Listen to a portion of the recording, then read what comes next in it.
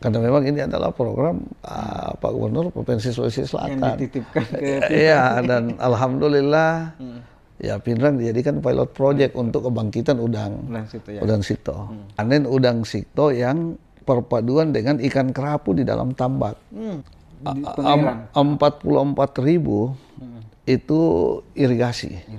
Tahun kepemimpinan kami ini yang berjalan masuk tahun ketiga, hasil panen cukup bagus. Walaupun tahun kemarin kita ada di posisi musim kemarau.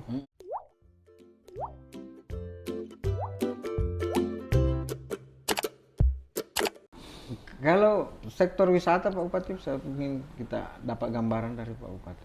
Ya memang ada beberapa sektor wisata di kita. Ya kita ini kan ada 3. Jadi kita kebetulan ada di pesisir, ada di dataran, dan ada juga di pegunungan. Ya. Jadi memang ada beberapa sektor wisata kita yang sementara kita akan kembangkan. Yang sekarang yang terkenal ini kan wisatanya kita wisata pantai, di situ ada wisata kuliner. Di pantai apa Pak? Itu Pantai Amani, Oh. itu yang menjadi tempat wisata dan lebih banyak yang berkunjung itu dari kabupaten tetangga. Dari kabupaten tetangga. Di sana memang pantai dan juga wisatanya wisata kuliner lebih banyak. Nah sementara ini ada beberapa Artinya objek. di Pantai Aman itu banyak makanan-makanan tradisional di situ, banyak makanan khas. Jadi makanan khas ya hasil tangkapan di situ ikan, udang. Jadi kuliner seperti itu yang memang hambarannya begitu panjang. Sekarang kan orang itu kan mau makan bukan makanannya dulu yang dilihat tapi suasana. Suasana. Orang lebih tertarik membeli suasana daripada lebih banyak melihat view-nya. view-nya ya. View-nya. Dan itu ada di Pantai Aman. Ada di Pantai Amani. Siap. Berapa kilo dari kota Pak? Ini kalau kita dari kota 20 menit sudah nyampe dan alhamdulillah sarana jalan bagus.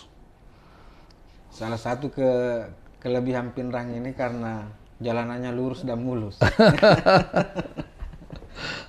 Oke, ada lagi Pak Bupati yang mungkin yang lain Objek wisata yang kita kembangkan ini ada di daerah pegunungan, khususnya ada di wilayah utara. Ya.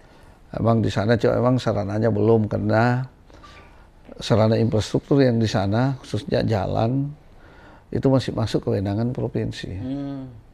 Ya. Padahal di sana ada objek wisata yang sangat bagus untuk dikembangkan. Karena di sana memang sudah ada namanya Karomba. Di sana pemandangannya hampir-hampir tidak kalah dengan Lolai yang ada di Toraja. Di pegunungan Karomba itu? Iya, itu soalnya kalau kita bicara negeri di atas awan, jauh lebih bagus di sana. Dan di sana sudah dilengkapi dengan villa, lengkap. Jadi memang sarana infrastruktur jalan yang kewalahan ke sana. Sekitar berapa kilo dari kota itu Pak? Agak jauh lah, karena itu Lembang. Oh Lembang. Itu ada di Kecamatan Lembang. Dan itu kita masuk lagi di Jalan Poros Bakaru, pembangkit listrik. Ya. Karomba. Dan kendala yang dihadapi Pak Bupati karena jalanannya provinsi. Jalanan provinsi yang menuju ke sana. Jadi tinggal dibuatkan saja sarananya di sana Pak Bupati, yang di Karomba itu. Sarananya sebenarnya sudah bagus. Ada villa. Villa di sana lengkap, ada kolam renang, walaupun di ketinggian. Berarti tinggal datang. Iya. Tinggal Tribuners nanti kita akan ke sana. Tribun akan ke sana nanti ambil gambarnya. Kalau Tribuners yang nanti ke sana untuk menyaksikan langsung. Oke. Mungkin yang lain Pak Bupati apa lagi? Di sektor wisata desa barangkali kan ada kementerian kreatif sekarang itu, Kemenparekraf. Nah, itu sangat getol sekali tuh. Ekonomi kerakyatan, wisata desa dan ekonomi kreatif di desa. Soalnya kalau kaitannya dengan ekonomi kreatif, ini sebenarnya sudah yang di wisata-wisata pantai itu, wisata kuliner itu. Sudah kreatif. Karena rata-rata yang melakukan di sana pelaku-pelaku ekonomi kreatif di sana ya masyarakat kecil yang ada di sana. Ini bukan cuma di Amani, ada di Kecamatan Supa, di Pantai Lowita. Itu juga sebenarnya peningkatan ekonomi kreatif tinggi di situ. Dengan kata lain sebenarnya sudah ada beberapa ini. Dan di sana juga ada wisata baru yang ada di sana. Oh, saya lupa namanya yang di Supa. Menralo, Lero Menralo. Apa di situ, Pak? Di sana wisata pantai juga, tetapi banyak suasananya di dalam bagus lah. Dan view-nya di situ langsung ke Parepare. Supa ini kan dekat dari Parepare. Parepare. Keluar dari Parepare Iya. sudah apa? Hanya kalau pakai jalur ini, jalur laut, cuma 15 menit nyebrangnya dari tempat wisata itu ke Parepare. Wih. Berarti di situ dapat wisata pantainya dapat, wisata lautnya dapat. Nah, bisa berenang juga. Wah, apa namanya? Monrealo. Lero Monrealo.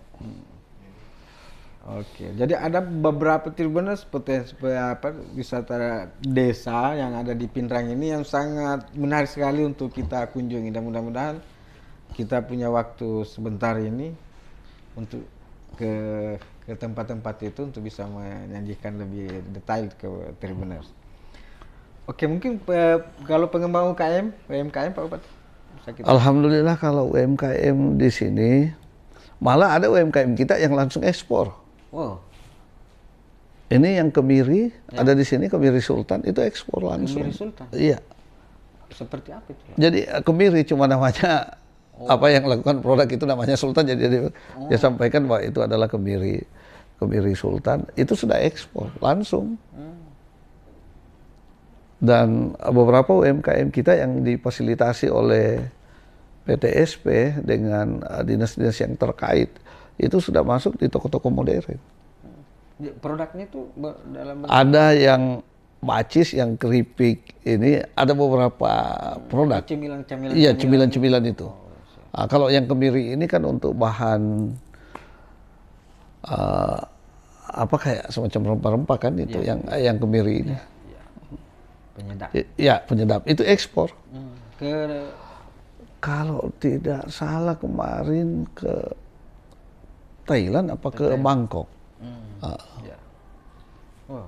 Dan itu dari masyarakat yang kumpul. Ya, dan ini UMKM, anak-anak muda yang melakukan, anak-anak muda yang punya kreativitas, yang melakukan. Ini luar biasa sekali.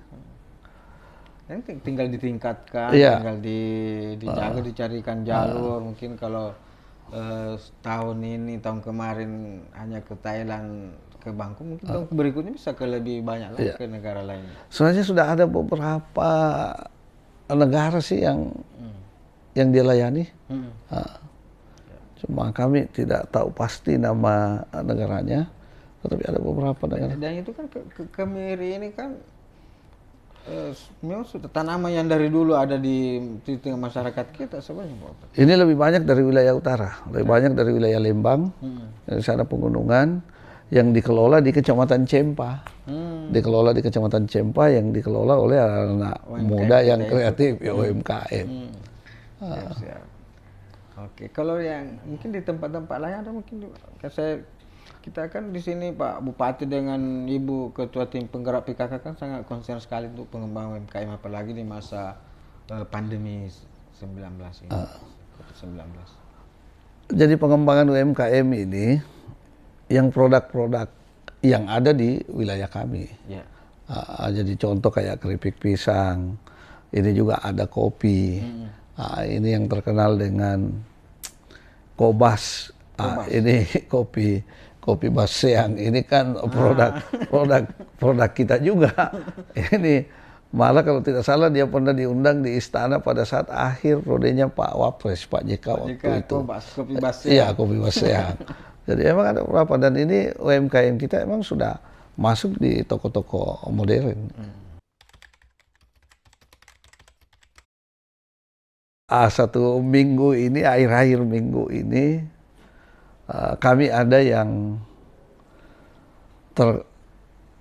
terdampak, ada sekitar 8 orang.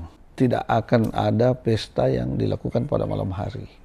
Semua kewenangan ada di tingkat pusat. Dan masyarakat tidak mau tahu siapa yang punya ini begitu. Ya pasti disalahkan pemerintah daerah. Pemerintah daerah yang disalahkan. Ada yang terakhir ini tempat wisata yang sifatnya, soalnya kalau saya lihat itu dadakan. Mungkin cuma cara pengambilan gambarnya begitu bagus. Karena banyak kegiatan, banyak program kami yang mestinya dilakukan tahun ini, kami tidak bisa lakukan. Kenapa? Karena memang banyaknya refocusing. Jadi akhirnya kadang-kadang kami ditagi dengan janji, saya bilang, apa karena keterbatasan anggaran.